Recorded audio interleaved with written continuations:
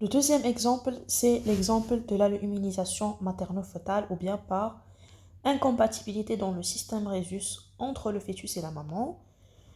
La incompatibilité materno-fœtale, le plus souvent, est due à une alloimmunisation dans le système rhésus. Ça concerne le système rhésus, pas ABO.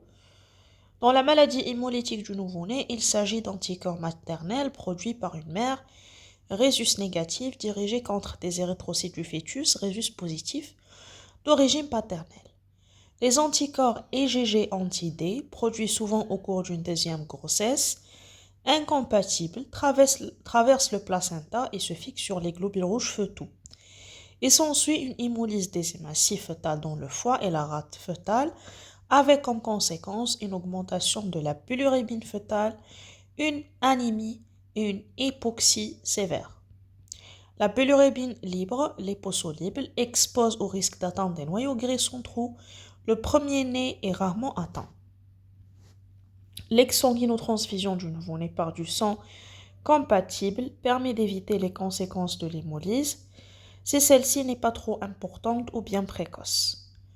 Le meilleur traitement est prophylactique, consistant en l'injection en mère d'un rhésus négatif venant d'accoucher d'un premier enfant rhésus positif d'anticorps anti-D dans les 48 heures suivant un accouchement ou bien un avortement afin d'éliminer les hématies fœtales de la circulation sanguine.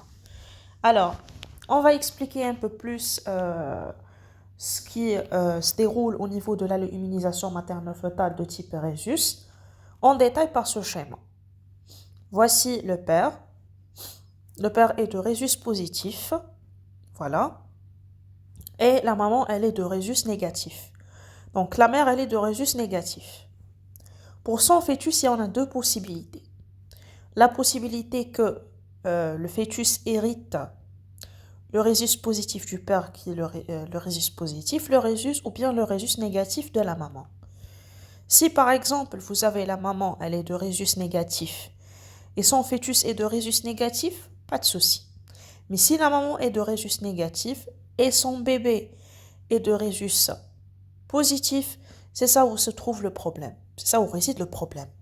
Alors, comment ça se fait? Donc, avoir un rhésus positif, par exemple, vous avez comme ça l'érythrocyte, c'est-à-dire présenter à la surface des érythrocytes une glycoprotéine qui est un antigène de type D. C'est ça l'antigène de type D. Alors, dire que quelqu'un est de rhésus positif, c'est-à-dire que quelqu'un présente l'antigène D à la surface des érythrocytes. Alors, la maman est de rhésus négatif, c'est-à-dire qu'elle n'a pas d'antigène.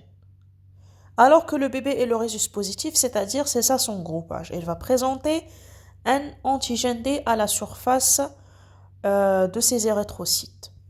Pour la maman, elle est de rhésus négatif, mais dans son sérum, dans son plasma, se trouvent des anticorps anti-D. Vous auriez des anticorps type anticorps anti-D comme ça.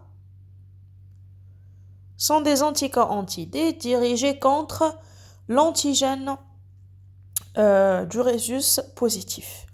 La maman présente des anticorps anti-D. Dès qu'il y a un mélange durant l'accouchement par le placenta, normalement le placenta sépare les deux sangs, mais dès qu'il y a un mélange du sang entre le sang maternel et le sang fœtal durant l'accouchement, ou bien un avortement, ou bien une amniosynthèse, ou bien une menace d'accouchement prématuré, que ce soit l'accident sanguin ici exposé, il y aura un contact entre les antigènes D du rhésus positif et les anticorps. Les anticorps maternels vont attaquer le déterminant antigénique à la surface des érythrocytes.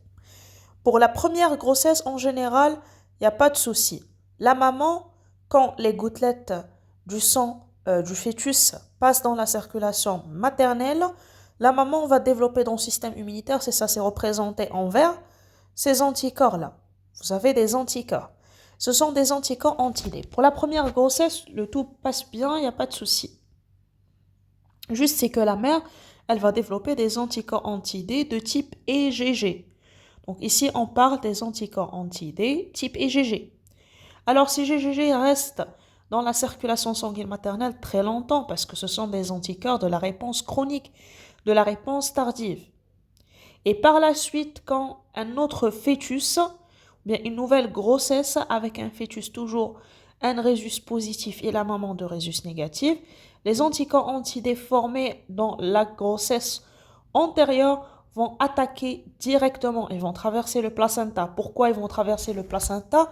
Parce que rappelez-vous, ce sont des types IgG, ou les immunoglobulines de type IgG sont les seuls types d'immunoglobulines capables de traverser la barrière placentaire.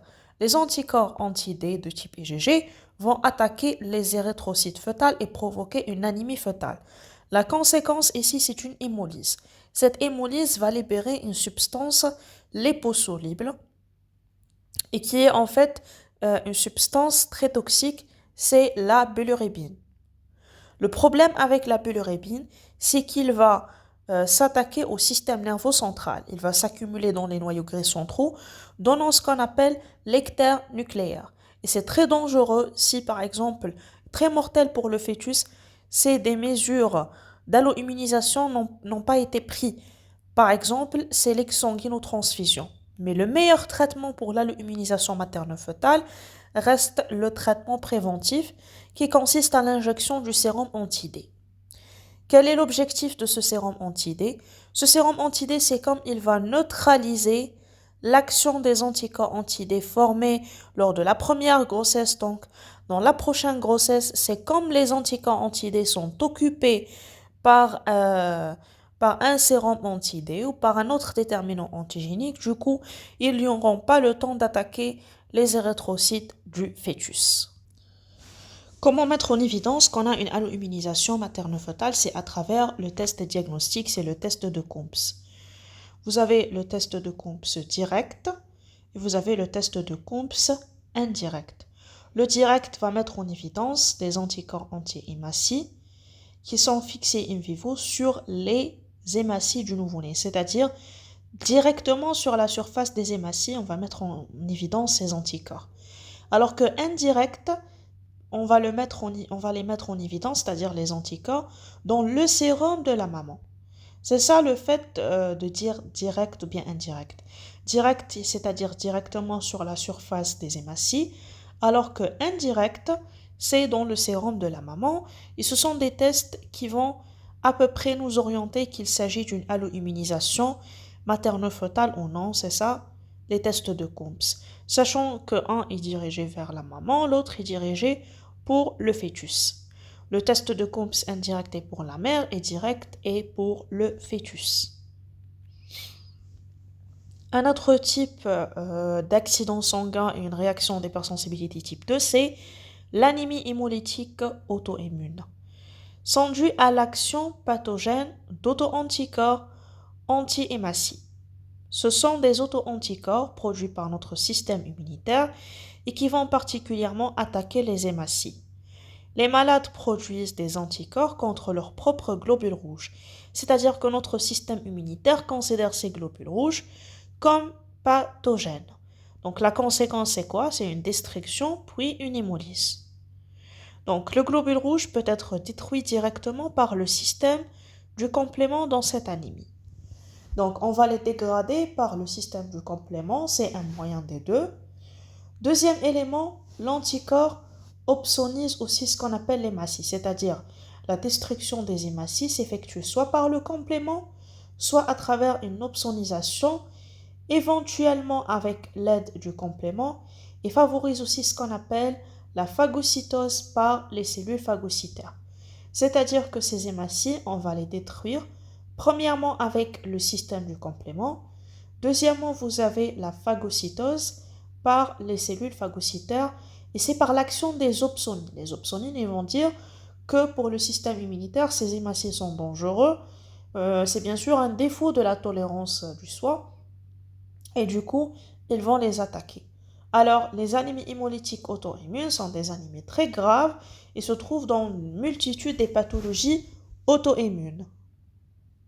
Vous avez essentiellement ce qu'on appelle les hémopathies malignes, telles que le lymphome, la leucémie. Vous avez aussi le lupus érythématodisséminé, c'est une pathologie auto-immune avec une anémie hémolytique, ainsi que le syndrome d'Evans qui comprend ce qu'on appelle une anémie avec une thrombopénie. Un autre exemple, c'est le rejet de la greffe hyper-aiguë. Le rejet vasculaire hyper-aigu est observé quand le receveur a dans son sérum, au moment de la transplantation, des anticorps dirigés contre les antigènes HL1 de la classe 1 du greffon développés suite à une transfusion, une grossesse ou bien une transplantation antérieure incompatible. Ce type de rejet hyperaigu s'observe également lors d'une incompatibilité ABO entre le donneur et le receveur. Dans ce cas-là, les anticorps impliqués sont les hémagglutinines naturelles anti-A et les hémagglutinines naturelles anti-B. Afin de prévenir le rejet, on s'assure d'une compatibilité ABO et on réalise un test de cross-match qui est un test de compatibilité qui comprend les leucocytes du donneur avec le sérum du receveur et le système du complément. Je vais vous simplifier. Le rejet vasculaire hyperaigu. Donc, au moment où vous avez de la transplantation d'organes, vous devez s'assurer de la compatibilité de deux éléments.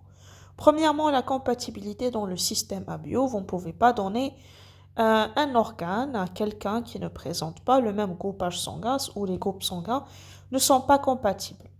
Deuxièmement, on doit assurer une compatibilité de type cross-match, c'est-à-dire les leucocytes du donneur avec le sérum du receveur associé avec le système du complément. Si les leucocytes du donneur interagissent avec le sérum du receveur, il y aura une agglutination. Ici, c'est très probable que ce test est incompatible.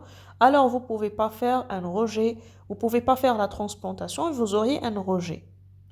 Et on va s'asseoir au cours d'une grossesse, d'une transplantation, une transfusion aussi. Ou surtout si c'était incompatible. Donc, un ensemble des tests doit être réalisé avant de passer à une transplantation d'organes. Cinquième exemple, c'est le syndrome de Goodpasteur, qui est une pathologie qui affecte la membrane glomérulaire, la membrane basale glomérulaire, et aussi ça va attaquer ce qu'on appelle les poumons. Comment? Ce sont des auto-anticorps anti-membrane basale glomérulaire qui se fixent dans le rein. Ils vont provoquer quoi? Une néphropathie glomérulaire. Cette néphropathie glomérulaire, en général, se manifeste par une hématurie avec des urines bouillon sales et qui évolue avec le temps vers une insuffisance rénale. Ce n'est pas traité.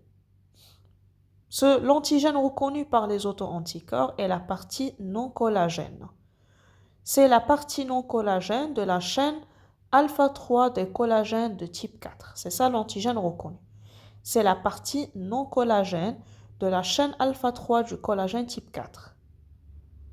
Chez certains patients, des auto-anticorps se lient non seulement en membrane basale, mais également en membrane basale alvéolaire. C'est pour ça qu'on a dit que le syndrome de Goodpasteur affecte les deux, les poumons et les reins, expliquant l'atteinte pulmonaire éventuellement concomitante à l'atteinte rénale. Vous auriez par exemple une hématurie, puis vous auriez une hémoptysie. L'association des lésions pulmonaires et rénales est due à la présence des auto-antigènes à réactivité croisée entre les deux tissus. C'est-à-dire que les tissus pulmonaires et les tissus du rein présentent une similitude antigénique. C'est-à-dire que l'anticorps, avec son paratope, quand il va réagir avec l'épitope des antigènes pulmonaires et les antigènes rénales, il ne va pas trouver grande différence et du coup, il va s'attaquer à ces auto-antigènes-là parce qu'ils sont similaires. Le dernier exemple dans ce cours, on a ici 3 exemples principaux en ce qui concerne les cytopénies médicamenteuses. Le premier, c'est que l'utilisation d'un médicament type apronalide. L'apronalide, sous le nom commercial, c'est